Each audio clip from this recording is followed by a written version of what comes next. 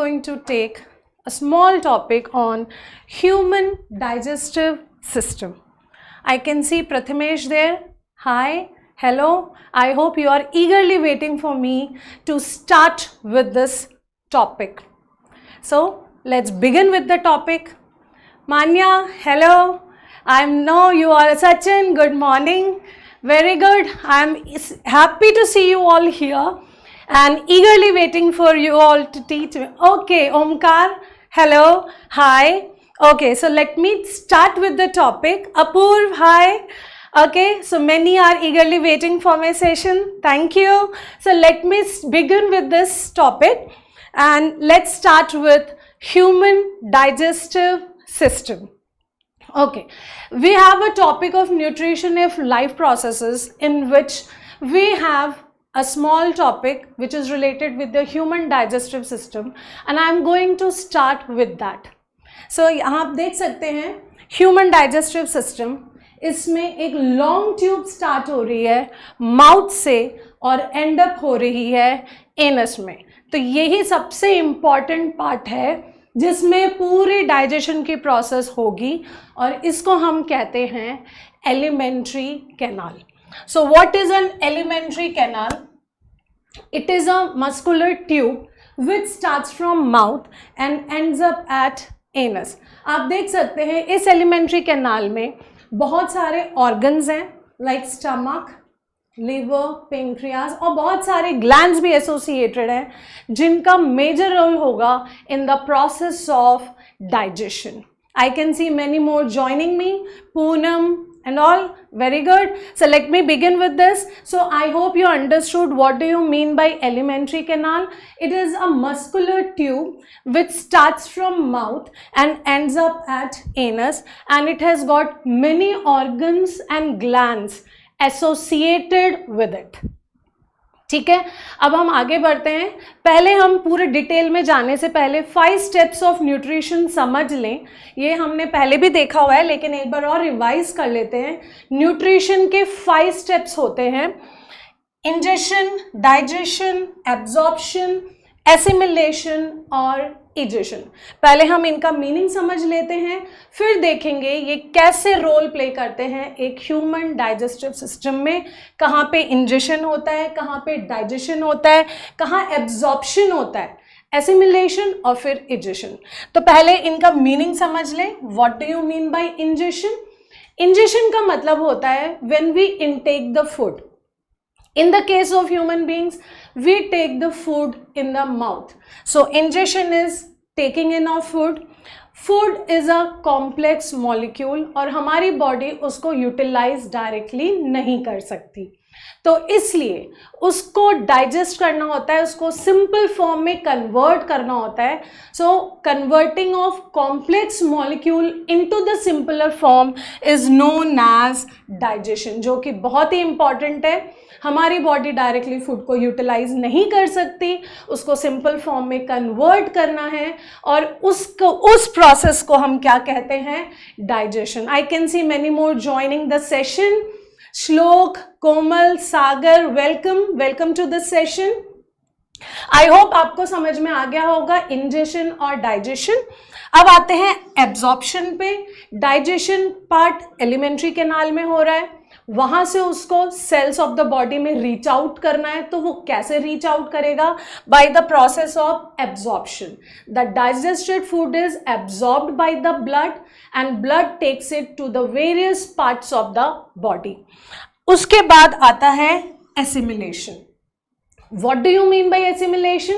Assimilation का मतलब है जब ये digested food cells में पहुंच जाए तो उनकी जो utilization होगी for giving the energy, for giving growth and development of the body, तो हम उसको assimilation कहेंगे. अब सारा digested food utilize भी हो गया, use भी हो गया, तो कुछ अनडाइजेस्ट फूड रह जाता है और उसको एलिमिनेट करते हैं from the body and the process is known as egestion. तो एक बार हम फटाफट से फिर से रिवाइज कर लें. First is ingestion, taking of food. Digestion, where the complex molecules are broken down into the simpler form. Absorption, where the digested food is absorb by the body fluid. assimilation, where the digested food is utilized by the cells for producing energy and growth and development, and finally the removal of undigested food is known as egestion. I hope आपको समझ में आ गया होगा. रत्नेश, मैं आपका नाम ले रही हूँ. Welcome to the session. I hope आपको ये पांचों चीजें समझ में आ गई. So now I am moving on to the detailing of human digestive system. और सबसे पहला पार्ट हम जो लेने वाले हैं वो है माउथ. और माउथ में हम तीन चीजें पढ़ेंगे, teeth, tongue and salivary glands. So I am starting with teeth. Teeth आपको पता है 4 टाइप्स के होते हैं, incisors, canines, premolars and molars. Incisors front के ब्लंट टीथ हैं, you can see these are the incisors. Then a pointed one, this one is the canine. Then you have these premolars and the flat ones molars. तो हमारे पास 4 type of teeth हैं. Incisors का काम है biting, it helps in biting. हम जो भी food bite करते हैं वो करते हैं with the help of incisors. Canine का काम है tearing, so it helps in tearing. Premolars and molar helps in grinding. So here the teeth helps in biting, tearing and grinding of food. वो इसलिए ज़रूरी है so that वो easily हम swallow up कर पाएँ, और जो हमारे एंजाइम्स हैं जो डाइजेशन में हेल्प करेंगे वो भी easily उन पे एक्ट कर सकें. अब टीथ के साथ एक बहुत ही इंपॉर्टेंट चीज़ एसोसिएट होती है, वो है dental formula. There are 2 sets of teeth. 2 sets of teeth होते हैं. चाइल्ड में अलग होता है, एडल्ट में अलग होता है. चाइल्ड में जो नंबर ऑफ टीथ हैं वो है 20. एडल्ट में जो नंबर ऑफ टीथ हैं वो है 32. अब इनको कैसे रिप्रेजेंट करना है? रिप्रेजेंटेशन के लिए है हमारे पास डेंटल फॉर्मूला. उसको कैसे लिखा जाता है? हम पहले number of teeth half the upper jaw लिखते हैं, उसके बाद हाफ द लोअर जॉ लिखते हैं, और उसको फिर मल्टीप्लाई कर दिया जाता है 2 से, और जो हमें मिलता है वो है नंबर ऑफ टीथ. सो आइए स्टार्ट करते हैं चाइल्ड से. इंसीजर चाइल्ड में कितने हैं? 2 अपर जॉ में, 2 लोअर जॉ में. अगर हम हाफ लेते हैं तो ये रहा 2 अपर जॉ और 2 लोअर जॉ. फिर हम कैनाइन देखते हैं, एक ऊपर और एक नीचे, और फिर इनमें प्रीमोलर्स नहीं होते, इनमें मोलर्स होते हैं, और वो कितने हैं? 2 ऊपर और 2 नीचे. तो ये हाफ पार्ट हमने यहाँ लिख लिया. Incisors 2 in upper half jaw, 2 in lower half jaw. Canine 1 upper half jaw and 1 lower half jaw. Molars 2 above and 2 below. तो ऊपर टोटल हो गए 2 + 1 + 2 5, लोअर में हो गए 2 + 1 2 + 5. सो इसको अगर हम मल्टीप्लाई करते हैं, 10 को हम मल्टीप्लाई करेंगे तो कितने आ जाएंगे? 20. जब भी आपसे डेंटल फॉर्मूला पूछा जाए तो आपको ये लर्न करना होगा और ये आपको लिखना होगा. NTSE पॉइंट ऑफ व्यू से ये बहुत इंपॉर्टेंट है. उसके बाद हम आते हैं मैन में. मैन में इंसीजर्स हो गए 2, यू कैन सी 2. कैनाइन हो गए 1, अपर जॉ एंड लोअर जॉ, यहाँ पे भी हमें दोनों काउंट करना है. प्रीमोलर्स हो गए 2 अपर एंड 2 बिलो, एंड मोलर्स यहाँ पे बढ़ गए 3 एंड 3. ये हाफ अपर जॉ और हाफ लोअर जॉ को शो कर रहा है. और जब हम इसको मल्टीप्लाई 2 से करेंगे, अपर जॉ में हो गए 8, आप काउंट करिए, 2 + 1 3 + 2 + 3 8. अपर हाफ जॉ 8 नीचे 16, 16 multiplied by 2, now it is 32. आपको याद हो गया? अब हम आते हैं यहाँ पर टीथ का रिवाइज कर लेते हैं एक बार शॉर्ट में फटाफट से. 4 type of teeth, incisors, canines, premolars and molars. Incisors helps in biting, canine helps in tearing, premolars and molar helps in grinding the food. और डेंटल फॉर्मूला हमें याद रख लेना है. Number of teeth present in child is 20, number of teeth present in adult is 32. अब आगे बढ़ते हैं. माउथ में अब होगा टंग और सलाइवरी ग्लैंड्स। जो माउथ में muscular organ is present in the floor of the mouth, जिसे हम टंग कहते हैं। What is the role of the tongue? Tongue helps in testing the food. हमारे टंग में टेस्ट बर्ड्स होते हैं, और जो हम different types of taste, sour, salt, sugar, sweet, जो भी टेस्ट करते हैं, that we are doing with the help of tongue. उसके अलावा जो स्वेलोइंग ऑफ फूड होता है, जो हम स्वेलो करते हैं, उसमें भी मेजर रोल प्ले होता है with the help of tongue. And what I am speaking to you all, मैं आप लोगों से जो बातें कर रही हूँ, वो सारी चीजें I am doing it with the help of tongue. Okay, I can see Komal has remembered everything. Very good. I hope. Yes, Sachin, 20 teeth and 32 teeth. Okay, you are remembering, recalling. Very good. Okay, so now I hope tongue आपको समझ में आ गया. It helps in tasting, it helps in swallowing of food, and it also helps in speech. बोलने में भी help करते हैं ना। मोस्ट इंपॉर्टेंट पार्ट जो हमें याद करना है, वो हमें एनटीएससी के पॉइंट ऑफ व्यू से भी, हमें बोर्ड के पॉइंट ऑफ व्यू से भी, और वो है salivary glands. Salivary glands, 3 pairs of salivary glands होती है। आप यहाँ डायग्राम में देख सकते हैं। They are parotid glands 1, then sublingual glands 2, and submandibular gland 3। Parotid, sublingual and submandibular glands। अब पैरोटिड आप देख सकते हैं, चीक के पास है, just beneath the ear। Sublingual है below the tongue, and submandibular is just below the lower jaw। तो 3 pairs of salivary glands हो गए, parotid, sublingual and submandibular glands. अब इनका रोल क्या है? What do they do? They produce the saliva. What is the saliva? The water which you can feel in your mouth is nothing but saliva. इस saliva में 90% water हो गया, but सबसे important जो है वो है enzyme। एंजाइम्स क्या होते हैं? Enzymes helps in the process of digestion. हमने डाइजेशन का मीनिंग देखा था। Digestion means the breaking down of complex molecule into the simpler form. और ये कौन हेल्प कर रहा है इस प्रोसेस में? That is enzyme. अब हमें ये देखना है, हमें हर स्टेप पे, हर जूसेस में एंजाइम्स के नाम लर्न करने होंगे, और उनका क्या रोल है in the process of digestion, वो याद करना होगा। एंजाइम सलाइवरी अमाइलेज है, तो याद कर लें फटाफट से हम सलाइवरी अमाइलेज। अगर आप लोग एक नोटबुक पेन लेके बैठे हैं तो प्लीज नोट डाउन करें इस चीज को। Salivary amylase is present in the saliva. अब इसका रोल क्या है? हम लोग जब फूड लेते हैं उसमें कौन कौन से टाइप्स ऑफ न्यूट्रिएंट्स पाए जाते हैं? 5। फटाफट से बताइए कौन कौन से न्यूट्रिएंट्स प्रेजेंट होते हैं फूड में। मैं देख रही हूं, फटाफट से बताइए। ठीक है, मैं बताती हूं। कार्बोहाइड्रेट्स, प्रोटीन्स, फैट्स, विटामिन्स और minerals.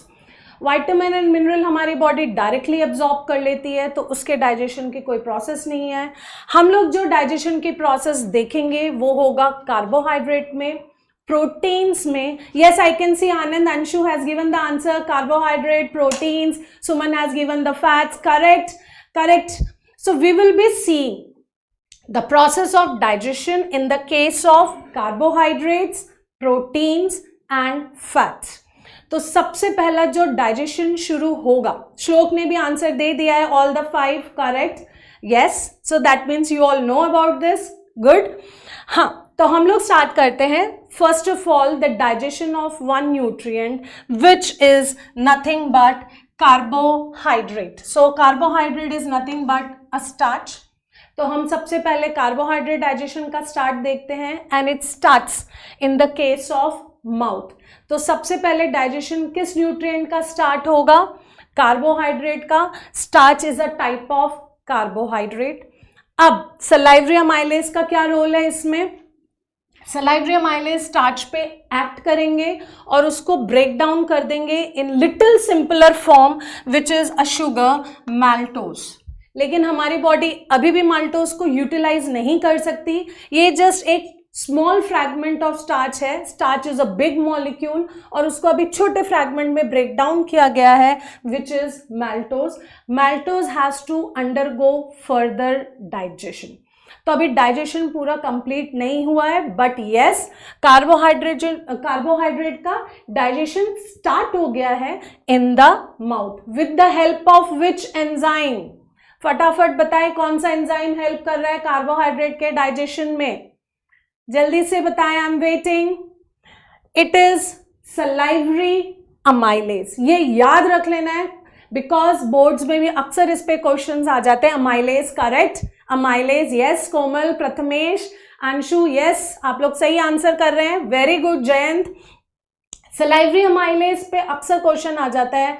Right down the role of salivary amylase in the process of digestion. तो हमें वहां आंसर लिखना होगा, it helps in breaking down of starch carbohydrate into मैल्टोज.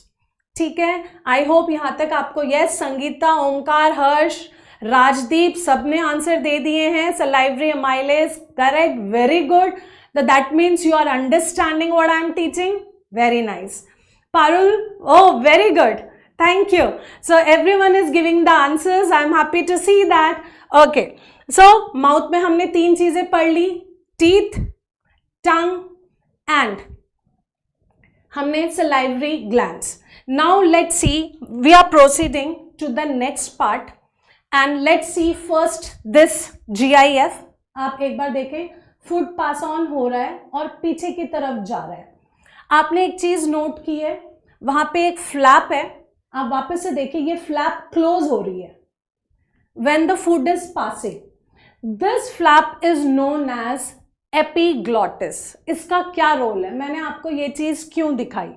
जब फूड पास ऑन होती है next part of alimentary canal में pharynx के थ्रू, तो pharynx is open for wind pipe and the food pipe.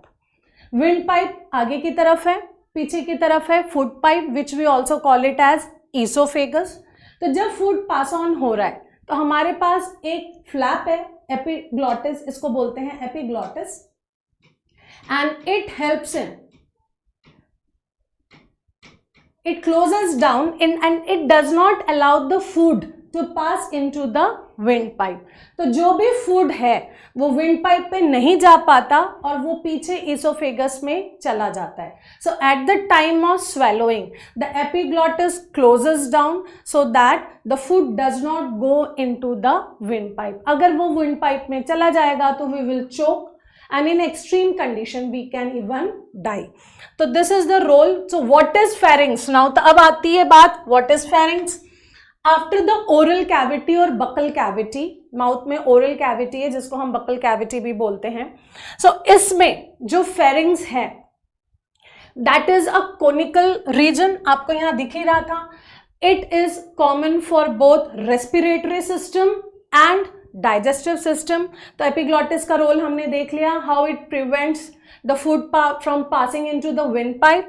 अब तो फेरिंक्स का हमें मतलब समझ में आ गया, एक छोटा सा कोनिकल रीजन है जहां से फूड पास ऑन होता है, वहां से एयर भी पास हो सकता है. जब फूड पास ऑन होता है तो ये जो लॉन्ग ट्यूबुलर स्ट्रक्चर है वो किस में पास ऑन हो रहा है, जिसको मैंने फूड पाइप भी बोला था, वो है oesophagus. So what is oesophagus? It's a long tubular structure and it leads the food into the stomach. कहाँ फूड को लेके जा रहा है इसोफेगस? स्टमक में. क्या इसोफेगस में कोई प्रोसेस ऑफ डाइजेशन हो रहा है? नहीं, वहां पे कोई प्रोसेस ऑफ डाइजेशन नहीं हो रहा, बस उसका ये काम है, it moves the food from mouth to the stomach. Yes, I am coming to peristaltic movement. Yes, how does it move the food from mouth to the stomach? With the help of peristaltic movement. Yes, correct. What do you mean by peristaltic movement? A rhythmic contraction and relaxation of muscles which pushes the food forward. और इस rhythmic movement of muscles को हम कहते हैं peristaltic movement.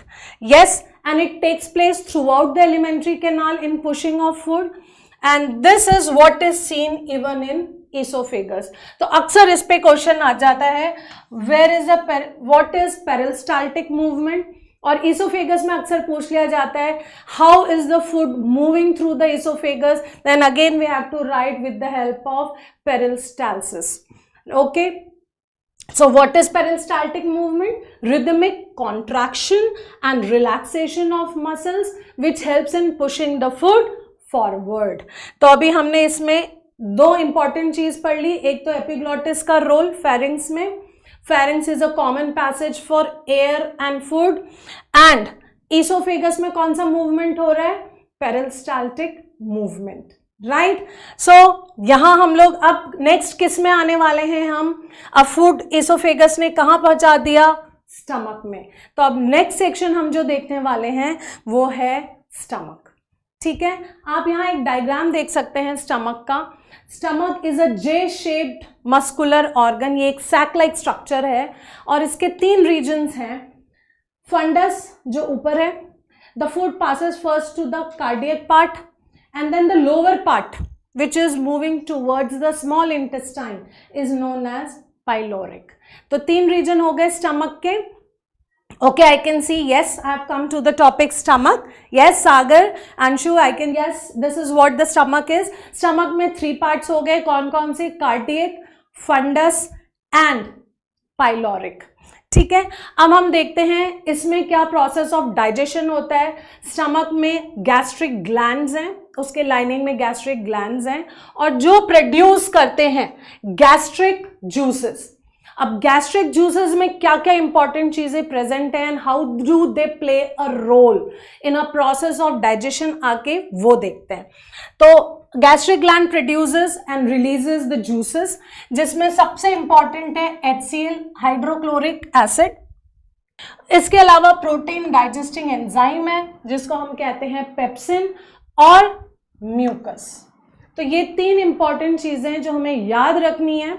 Okay, आपको आवाज मेरी आ रही है? Is it audible to you all? Yes. Okay okay, hydrochloric acid का पहले हम फंक्शन देख लेते हैं. What is the role of hydrochloric acid? Hydrochloric acid क्यों प्रोड्यूस हो रहा है हमारे स्टमक में? It helps in making the medium acidic. जब फूड हमारे माउथ से स्टमक में आता है तो वो अल्कलाइन मीडियम में होता है, और जो एंजाइम पेप्सिन है और भी 1-2 एंजाइम्स हम देखेंगे वो सारे सिर्फ एसिडिक मीडियम में ही वर्क कर सकते हैं. तो इसके लिए हमें एसिडिक मीडियम की ज़रूरत है, और वो एसिडिक मीडियम कौन प्रोवाइड करता है? Hydrochloric acid. So it provides the acidic medium.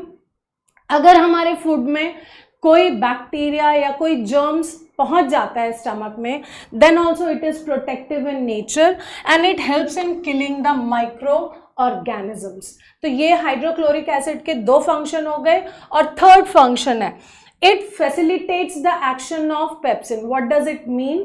Pepsin को एक्टिवेट करते हैं. हम आगे के नेक्स्ट उसमें देखेंगे. पेप्सिन जो प्रोड्यूस होता है वो इनएक्टिव फॉर्म में प्रोड्यूस होता है, और उसको एक्टिव कौन बनाता है? HCl. HCl converts the inactive pepsinogen into pepsin. तो हाइड्रोक्लोरिक एसिड के 3 फंक्शंस हो गए. It makes the medium acidic first, and second it activates the pepsin, and third, yes Sagar, I can see you have written the answer, and it kills the bacteria if it is present in the food. तो 3 major function है. इस पे अक्सर question आ जाता है board पे 3 marks में. Write down the role of hydrochloric acid in the process of digestion. अब हम देखते हैं, अगर HCl हमारे स्टमक में है तो फिर how is the lining of stomach protected from the HCl? What is protecting the lining of stomach? क्या चीज है जो लाइनिंग को प्रोटेक्ट करती है फ्रॉम HCl? और वो है म्यूकस. मेनी ए टाइम्स ये रीजनिंग में आ जाता है. What is the role of mucus? तो क्लियर है, it protects the inner lining of stomach. तो mucus is protecting the lining from HCl. HCl का रोल हमें समझ में आ गया. अब हम बढ़ते हैं next. What is the role of enzyme? Yes, pepsin acts on protein. How it is going to act? That's what we are going to see the next. ठीक है, अभी मैंने आपसे कहा था जो पेप्सिन प्रोड्यूस होता है गैस्ट्रिक जूसेस में वो इनएक्टिव फॉर्म में होता है, और उस इनएक्टिव फॉर्म को हम कहते हैं pepsinogen. So pepsinogen is an inactive form, वो प्रोटीन को डाइजेस्ट नहीं कर सकता, उसको एक्टिव फॉर्म में आना है. और कौन एक्टिव फॉर्म में उसको लाता है? HCl. एंड अब ये pepsin will act on the protein, and protein is a big long polypeptide chain. तो एक बहुत ही बड़ी पॉलीपेप्टाइड चेन है जिसको हम प्रोटीन कहते हैं, और उसको तोड़ने के काम आता है pepsin. And the proteins are converted into proteases. Proteases are the small fragments of proteins, right? So here in this case pepsin is acting on protein. Mouth में कौन सा न्यूट्रिएंट का डाइजेशन स्टार्ट हुआ था? कार्बोहाइड्रेट. स्टमक में कौन से nutrient का डाइजेशन स्टार्ट हुआ है? प्रोटीन्स. इसके अलावा एक और एंजाइम है which is known as rennin, वो भी इनएक्टिव फॉर्म में रहता है, विच इज प्रोरेनिन. और ये प्रोनेनिन HCl के फॉर्म में एक्टिवेट हो जाता है in the presence of HCl और कन्वर्ट हो जाता है rennin. What is the role of rennin? जो मिल्क प्रोटीन्स हैं उसको डाइजेशन में हेल्प करता है rennin. So more commonly found in the infants also, क्योंकि infant feeds on the milk. So it acts on the milk protein, it helps in the digestion of milk protein, and then it is acted upon later by pepsin. तो दो enzymes हमने यहाँ पढ़ लिए, एक तो pepsin, एक rennin. Pepsin act कर रहे हैं प्रोटीन्स पे, रेनिन एक्ट कर रहे हैं मिल्क प्रोटीन्स पे. अब लास्टली बहुत ही थोड़े से अमाउंट में गैस्ट्रिक लाइपेज भी प्रोड्यूस होता है. लाइपेज यानी कि वो वर्क करेगा फैट्स पे, लेकिन वो कंप्लीटली नहीं काम कर पाता, because lipase needs an alkaline medium. और जबकि स्टमक में कौन सा मीडियम प्रेजेंट है? Acidic medium. Yes, so acidic medium is present in the stomach, so gastric lipase cannot work for a longer period of time, और फिर सिर्फ partially थोड़ा सा फैट डाइजेशन ही स्टार्ट हो पाता है. Yes, acidic, I can see the answer. आप लोग आंसर कर रहे हैं. Because of acidic medium, lipase cannot act on it, and therefore बहुत partially फैट का डाइजेशन होता है. तो गैस्ट्रिक जूसेस में कौन सी तीन चीजें प्रेजेंट है? Enzymes, HCl and mucus. HCl का रोल हमने समझ लिया पिछली स्लाइड में, हमने म्यूकस देख लिया, और यहाँ पे एंजाइम्स हैं. कौन से तीन एंजाइम्स हैं? मोस्ट इंपॉर्टेंट इज पेप्सिन, हमें पेप्सिन याद रखना ही रखना है. उसके बाद है rennin and gastric lipase. So stomach का कंप्लीट हो गया. अब स्टमक से फूड कहाँ पास ऑन होगा? फूड पास ऑन होगा अब स्मॉल इंटेस्टाइन में. You can see this is the stomach. Food यहां से पास ऑन हो रहा है स्मॉल इंटेस्टाइन में. अब small intestine is the longest part of alimentary canal, बहुत लॉन्ग है, और उसको थ्री पार्ट्स में, थ्री रीजन्स हैं उसके. Duodenum, you can see this yellow part is duodenum. You can see this bluish part which is jejunum, and the pinkish part is ileum. So what are the three parts of small intestine? It is duodenum, jejunum and ileum. So you can see it is highly convoluted tubule. Okay, और जो पूरी process of digestion है वो कहाँ complete होगी? Small intestine में. इस पे अक्सर क्वेश्चंस पूछ लिया जाता है, where is the complete digestion of food taking place in the human body? So it is taking place in the small intestine. अब स्मॉल इंटेस्टाइन के तीन पार्ट्स मैंने आपको बता दिए हैं, डिओडेनम, जेजुनम और इलियम. अब हम लोग देखेंगे इसमें कौन कौन से kinds of juices reach out करते हैं. It is the most important part of alimentary canal, क्योंकि यहाँ पूरा कंप्लीट डाइजेशन हो रहा है. तो इसमें तीन पार्ट से जूसेस आते हैं. एक है पेंक्रियास से, और उस जूस को कहते हैं हम पेंक्रियाटिक जूस. फिर एक और ग्लैंड है liver, which is the largest gland in the body, और उसमें से जो सिक्रीट होता है वो है बाइल जूस.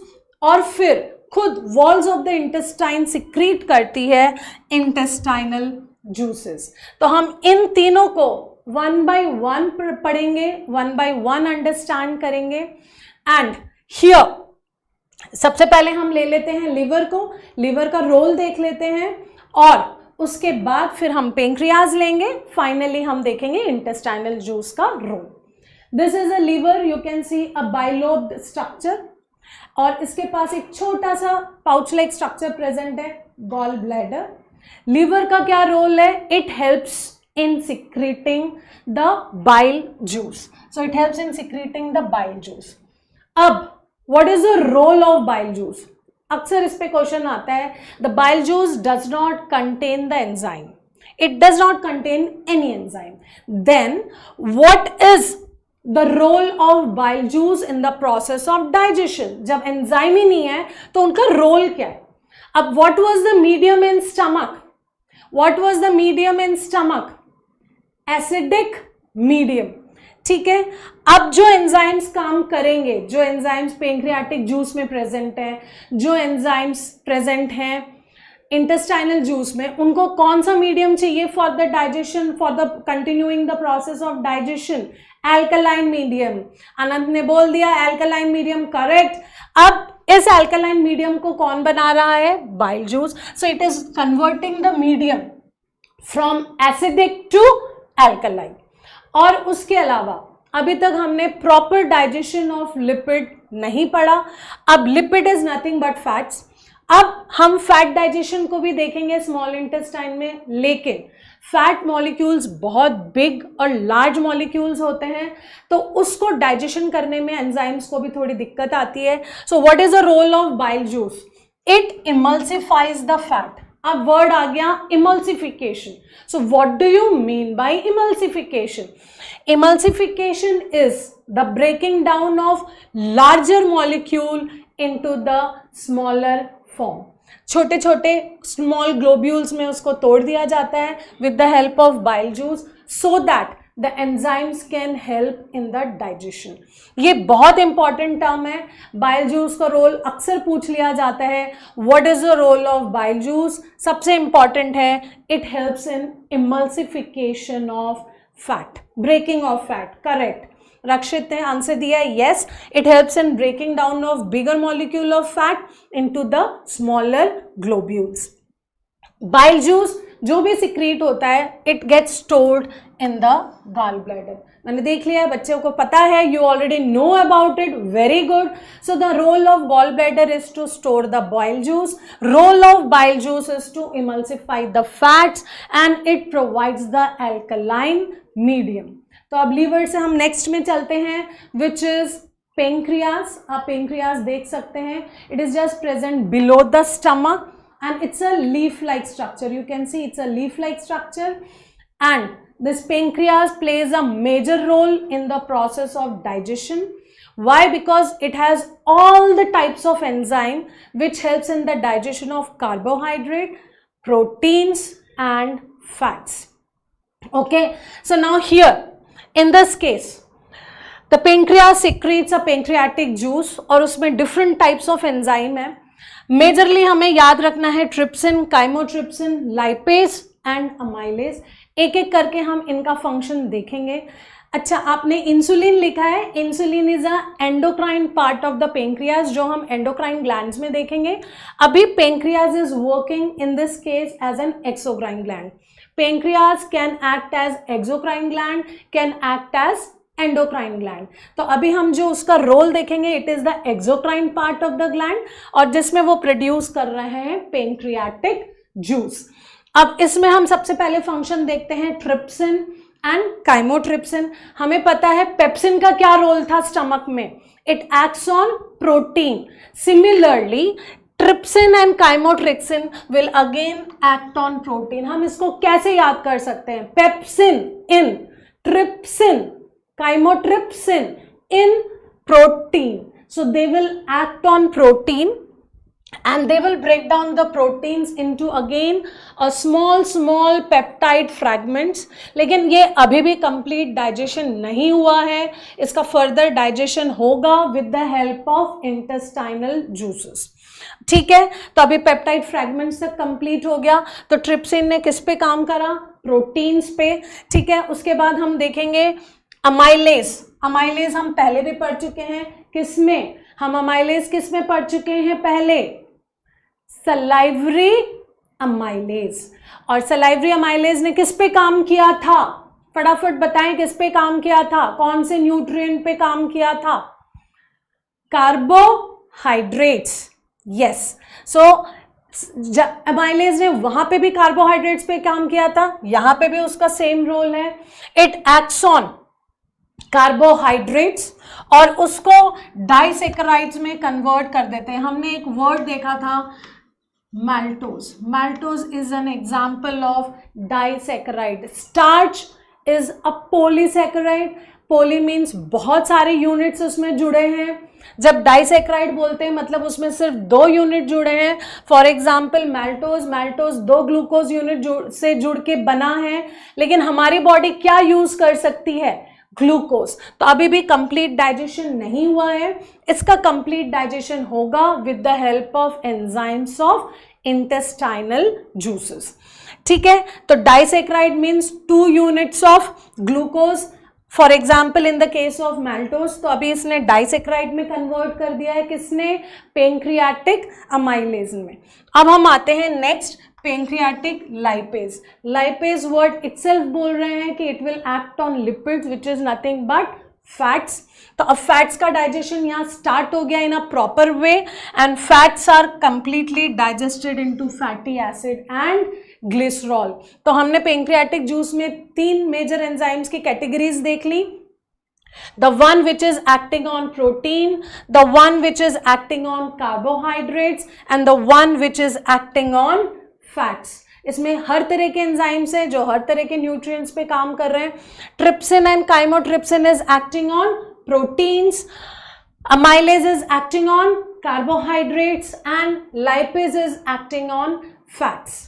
ठीक है, अब हम लोग फाइनल कंप्लीट डाइजेशन की तरफ बढ़ रहे हैं and here the major role is played by small intestine.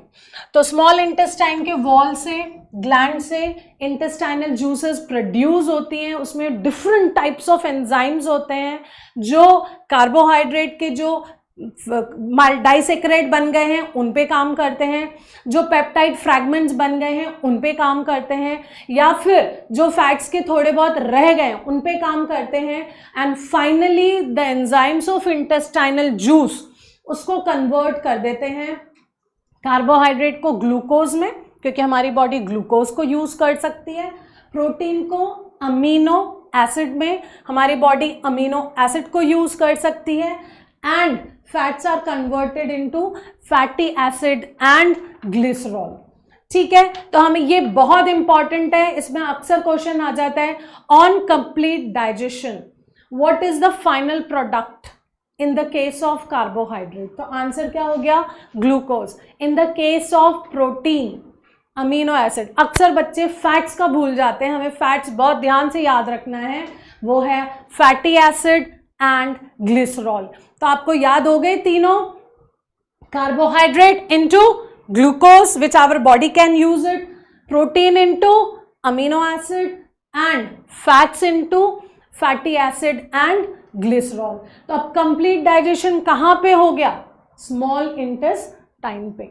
अब कंप्लीट डाइजेशन हो गया तो उसके बाद जो थर्ड स्टेप आया, हमने शुरू में 5 स्टेप्स देखे थे, ingestion, digestion, absorption, assimilation and egestion. ठीक है, तो अब हम डाइजेशन हमारा कंप्लीट है तो थर्ड स्टेप हमारा क्या आ गया? एब्जॉर्प्शन। अब एब्जॉर्प्शन में कौन मेजर रोल प्ले कर रहा है? आप यहाँ डायग्राम देख सकते हैं, मैंने देखा है, विलय पूछी जा रही है। What is this? You can see it's a finger like projections. आप ये प्रोजेक्शंस देख सकते हैं। It's a folding of inner wall of small intestine और इन फोल्डिंग्स को हम कहते हैं विलय। विलय में आप देख सकते हैं यहाँ पे ब्लड कैपिलरीज हैं, सर्कुलेशन है उसके अंदर, और उसके अंदर एक और सर्कुलेशन है लिम्फ वेसल का। तो जो हमारे डाइजेस्टेड फूड है उसको एब्जॉर्ब करने में कौन हेल्प कर रहा है? Blood capillaries. वो कहाँ प्रेजेंट है? In the folding. What is this folding? Known as villi. So villi are the finger like projection. इसका ये एक फायदा है कि it increases the surface area for the absorption of digested food. ठीक है, अब ग्लूकोज अमीनो एसिड और fatty acid and glycerol directly absorb हो जाते हैं into the blood stream, into the lymph, and finally the absorption is taking place. फिर blood उसको carry out करके different parts of the body में distribute कर देते हैं. तो after the absorption the fourth step आ गया. What is that fourth step? The fourth step is known as the assimilation. हम लोग इतना सारा क्यों कर रहे हैं, क्यों डाइजेशन की जरूरत है, क्यों एब्जॉर्प्शन की? क्योंकि फाइनली हमारी बॉडी को चाहिए एनर्जी, हमारी बॉडी ग्रो कर रही है, नए नए सेल्स बन रहे हैं, नए नए टिश्यूज बन रहे हैं. तो उसके लिए हमें क्या चाहिए?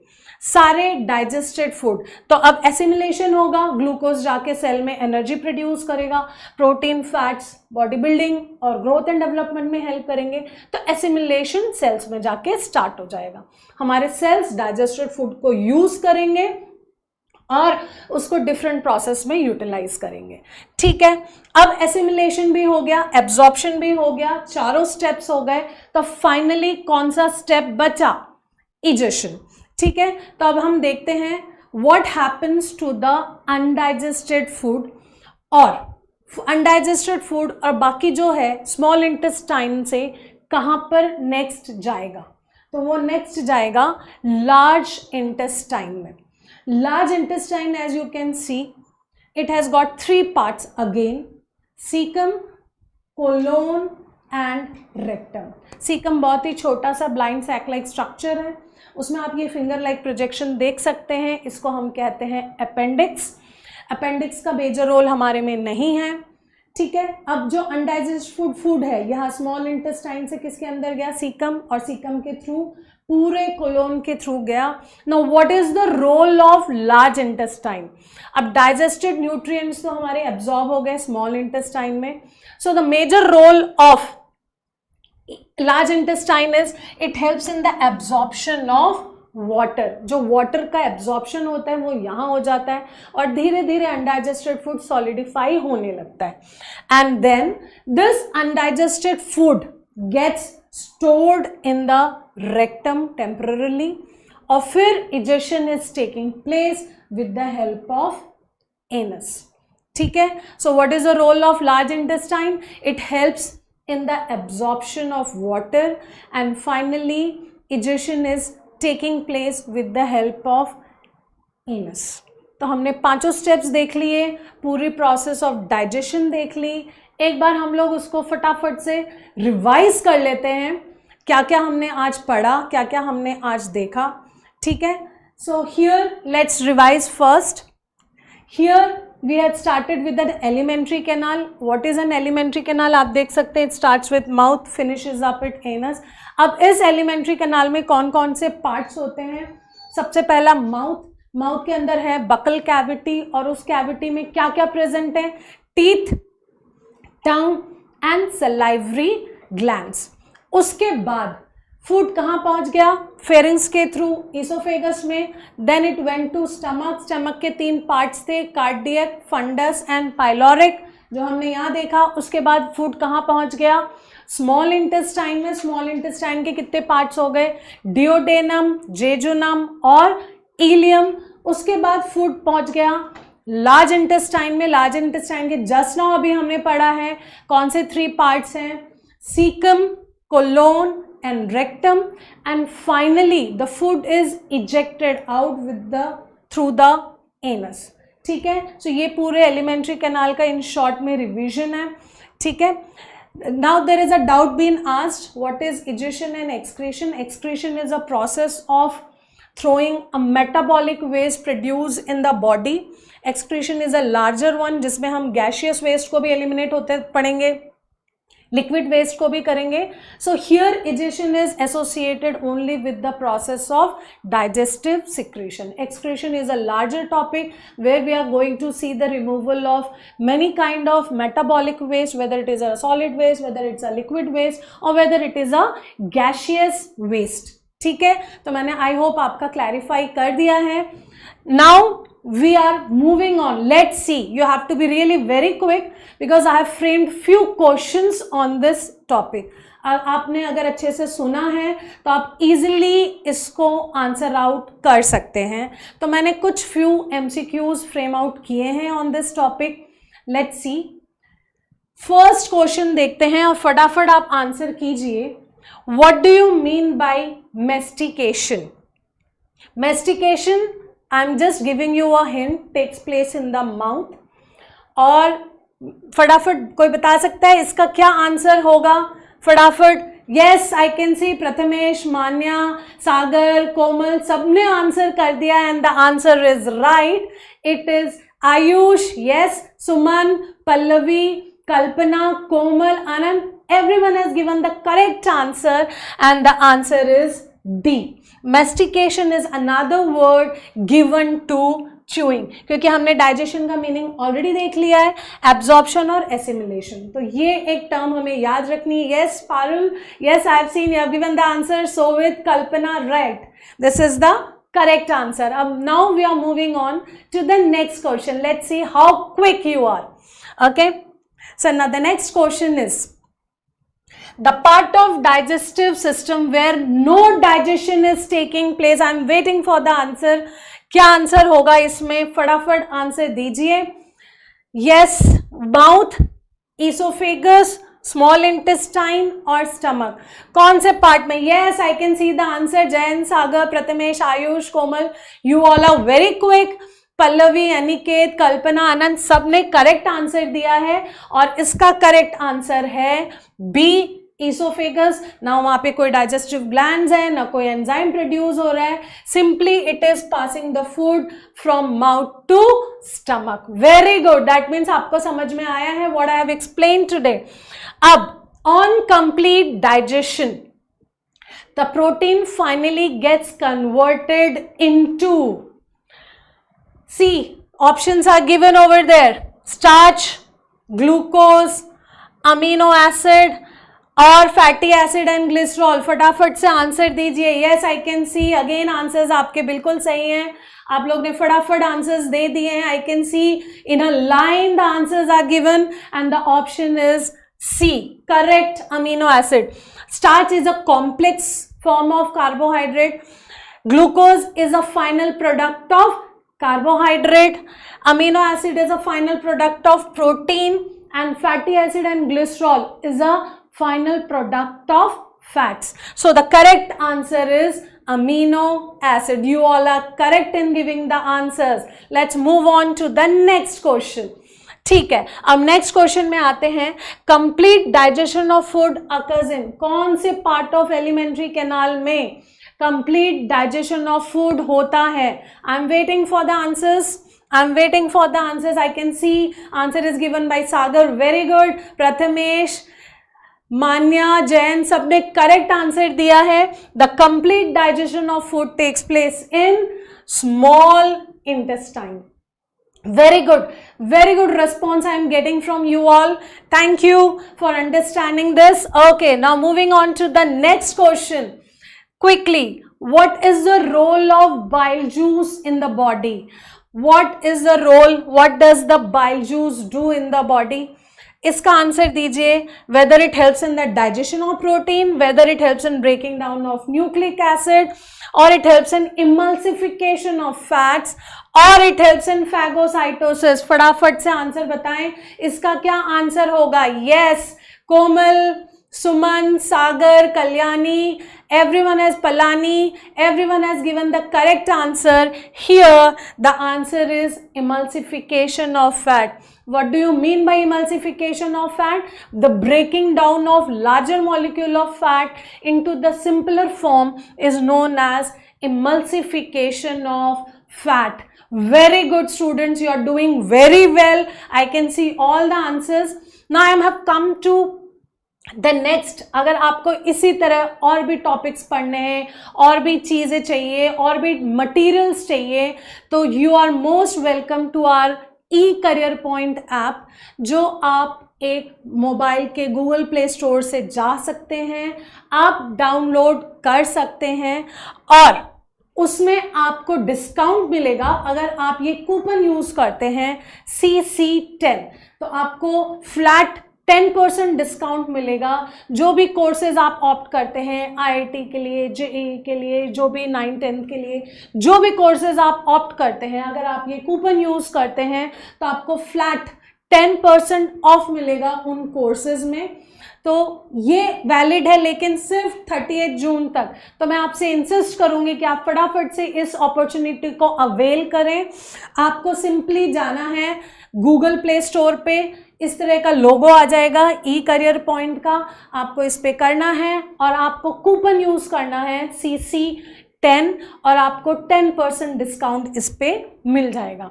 अगर आपको मेरा सेशन पसंद आया हो, अच्छा लगा हो, तो please do like, share and subscribe the channel and I hope I will return back with few more topics. आप मुझे बता दीजिएगा आपको क्या है, कौन सा टॉपिक्स पढ़ने हैं, क्या है। आप अगर इसमें डाल देंगे तो I will come back with few more topics of the chapter of next chapter. Anything whatever you ask for, I'll come back to explain to you with a few more new topics. And for now, thank you very much and I'm signing off. Thank you.